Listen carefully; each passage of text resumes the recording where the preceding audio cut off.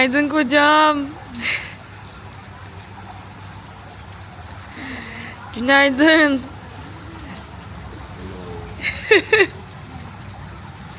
Günaydın.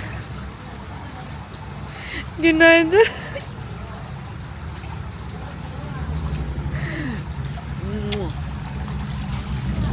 Günaydın. Yemek yemeye gidiyoruz. Kocam da geldi sonunda. Bu mal kadın dün bizden sigara istedi. Siktir git yok dedim. Şimdi yüzümüze bakmıyor. Kafası 1 milyon olmuş dün. Yürüsün marketten alsın. Daniel diyor ki no. Niye böyle kalpsizlik yapıyorsun? Dedim ki sen Asyalıları tanımıyorsun. Bu Asyalı karılar var ya arkadaşlar. Şimdi izleyen kitleyi de çok bilmiyorum ama şöyle söyleyeyim yani benim kocam yanımdaymış. Biz el ele tutuşuyormuşuz. Yok kocammış. Umurlarında değil. Bunlara böyle ters davranmazsan çeker alırlar elinden. Kızlara söylüyorum. Erkeklerde gelirseniz Asya'ya zaten burada kral olursunuz yani. O yüzden bekar gelmenizi tavsiye ediyorum. Sevdiğiniz kadına gelirseniz sevdiğiniz kadın cinnet geçirir. Kocam menüye bakıyor şu an. You want it here? Okay. Morning. Normal menüye bakıyor. Böyle yapmışlar menüleri. Turkish style. They make it same in Turkey. They just open everything so you can see openly the price. Böyle. Bize işini de çözdük. Şöyle bir saçmalık oldu. Bir önceki videoda anlatmıştım ama biraz daha özet bir şekilde. Endonezya'ya girerken bir aydan uzun kalacaksanız $30 ödemeniz gerekiyor. Bir aydan uzun kalmayacaksanız vize ücreti yok. Direkt sadece bir arrival kart dolduruyorsunuz. Ama bu 1. ayın sonunda çıkmanız gerekiyor. Bir aydan uzun kalacaksanız o $30 ödüyorsunuz. Sonra extension'a başvuruyorsunuz. Online başvurabiliyormuşsunuz. Ben de yeni öğrendim. Göçmenlik ofisi numarası var. İstediğiniz zaman customer service müşteri hizmetleri var. İngilizce konuşuyorlar sizinle. WhatsApp üzerinden istediğiniz her şeyi sorabiliyorsunuz. Benim de bilgim olmadığı için numarasını buldum. Sordum böyle böyle diye. Bana anlattılar online yapabilirsin diye. Orada WhatsApp numarasını açıklamaya size eklerim. Eğer vizenizi uzatacaksanız 2 aydan fazla kalacaksanız Endonezya'da oraya ile iletişime geçip destek alabilirsiniz. Çünkü biraz sistem karışık geldi bana. Bir de şöyle bir şey. Ödeme yöntemini seçerken hocam Discovery. You discover it by you.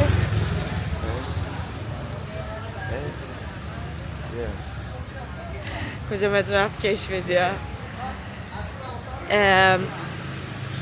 Dediğim gibi ödeme yöntemini seçerken ben yanlış bir şey seçmişim. Saçma bir şey seçmişim.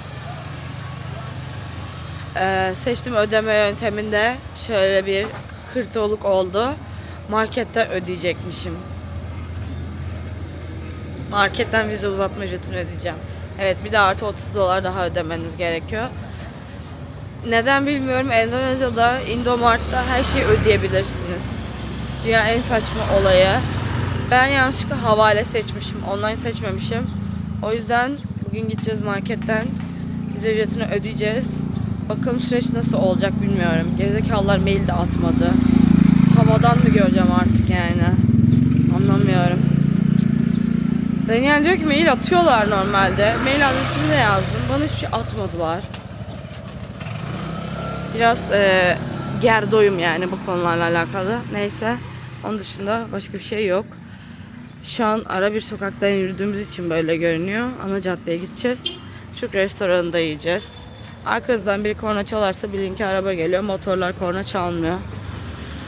Böyle. Kendimi su oluna yerleştiriyorum. Şuraya atıyorum.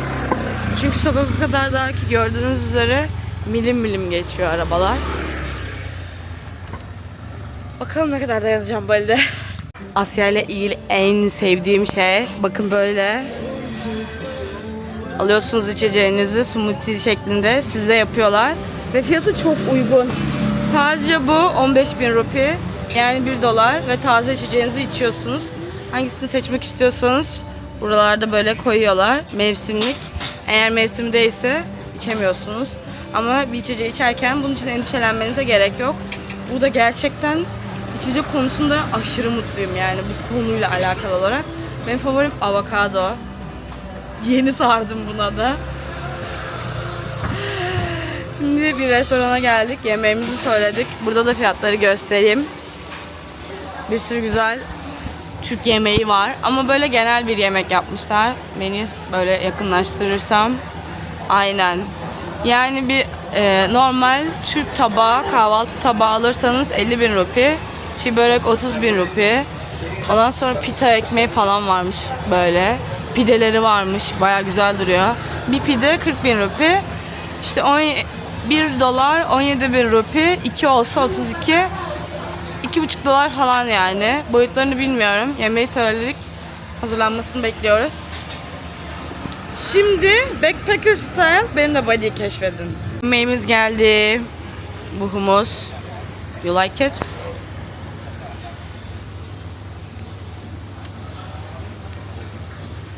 Okay. Better than nothing. I miss olive oil. You need to put olive oil. You need to put a lot of things. Yes. Sumak, something like that. Yeah. Chile, Yeah. a lot of olive oil. Okay. So, Bu da benim tabağım. Yumurta, avokadolu ekmek, domates, salatalık. Bu 30.000 rupiydi. And how much was yours? I think it was 40, right? no. 30 something. 30. 30.000 rupiymiş Daniel'in. Benimki de 30.000 rupi. Bir de çiğ börek gelecek. So, can I have more of this? Kocam baharat olmadığı için çok üzgün. No spice, you're sad.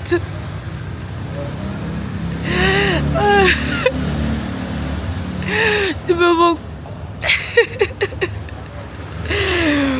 Şu an olduğumuz bölgenin adı Kuta. Bir de bir önceki videoda gördüğünüz cenaze töreniydi. Nereden anladığımı sorarsanız siyah giydikleri zaman tapınağa dua etmeye değil ölülerini götürüyorlar. Tabutu da gördünüz zaten bu arada videoda. Özelliği ne diye sorarsanız Salt and lemon. no, it's really tasty. Tuz ve limon koydu. Bayağı güzel oldu. Özelliği ne diye sorarsanız şu lokmayı yutayım. Dua etmeye gittikleri zaman tamamen beyaz giyiyorlar. Ölülerini gömmeye gittikleri zaman siyah giyiyorlar. Ve ölülerini hemen gömmüyorlar. Biri öldüğü zaman onun cenazesini taşımak bir sınıf göstergesi olduğu için önce para biriktiriyorlar. Yeterince paraları olduğunda ve sınıflarını hani hangi kasta olduklarını göstermek için böyle şaşalı bir cenaze töreni için ve ölüm onlar için, Balinezler için bir son değil, bir bitiş değil, kutlanması gereken, ölünün ruhunu neşeyle anılması gereken bir ritüel. Bunu daha uzun bir videoda anlatırım mı bilmiyorum. Bilgim şu an bu kadar. Biraz araştırayım, yine tekrar cenaze törenine denk geliriz bu arada, haberiniz olsun. Anlatırım yine. Bali kocaman bir köydür derken bunu kastediyorum. Yemek yediğimiz yerin sokağı böyle görünüyor. Ve kötü anlamda söylemiyorum bunu. Mesela şurası ana cadde, şimdi çıkıyoruz. Dün de şurada yemiştik. Gece açıktı. Momas, değişik German bilmem ne, Endonezya grill diye. This way. Okay. Ana caddeye çıkınca tabii biraz yürüme yolu var ama söylemeye çalıştığım şey, beklentinizi Bali'ye karşı çok yükseltmenize gerek yok arkadaşlar. Çünkü Endonezya kocaman bir köydür yani. Asya'ya geliyorsanız diğer bütün videolarımdan da göreceğiniz üzere geriye dönüp izlerseniz hepsi aynı böyle görünüyor. Ne bir eksik ne bir fazla. Böyle güzel güzel fotoğraflar gören insanlar sanıyor ki Bali böyle wow bir yer. Wow olan yerleri var, lüks olan yerleri var. Ama aynısı Türkiye için de geçerli. Wow olan yerleri var, lüks olan yerleri var, köy olan yerleri var. Böyle düşünürseniz tatiliniz daha keyifli geçer. Daha keyif alırsınız yani. Mesela burası Kuta bölge, köyü yani. Distrik, ilçe gibi düşünebilirsiniz. Bali kocaman bir ada. Denpasar işte ana havalimanı falan olduğu yer. Şu an Kuta buraya 15 dakika falan mesafede. Biraz daha kolay olsun diye bizim için burayı seçtik. Daniel geldiğinde hani indi geldisi falan. Böyle görünüyor. Zaten Ubud'u gösterdim. Ubud tamamen doğa üzerine. Canggu biraz daha hayatın olduğu, daha hareketli bir yer imiş. Çok yani Canggu'ya gitmedim. O yüzden bilmiyorum. Seminyak otellerin olduğu bölge. Otellerden diğer yerlere gidiliyor. Uluwatu'yu görmek istiyorum ama çok emin değilim. Bir de East Bali var. Orası artık buradan medeniyetten falan her şeyden çok uzak. East Bali dediğimde Bali'nin doğusu. Yani okay. Yani turistlerin falan gitmediği yer artık. Different way to say how are you. Kocam şu an Bali'nin özel hello how are you diyor. Lafa girmeden önce. Neden hello how are you dediklerini açıklıyordu. Küstü gidiyor. Kocam gel buraya. I'm gonna make you famous.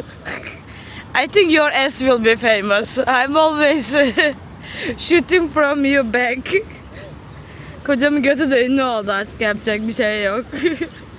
Sahile getirdim. Sabahtan beri ikna etmek için bin bir türlü dil döktüm. Dedim gel bir şu Kuta'nın bir sahilini gör ya.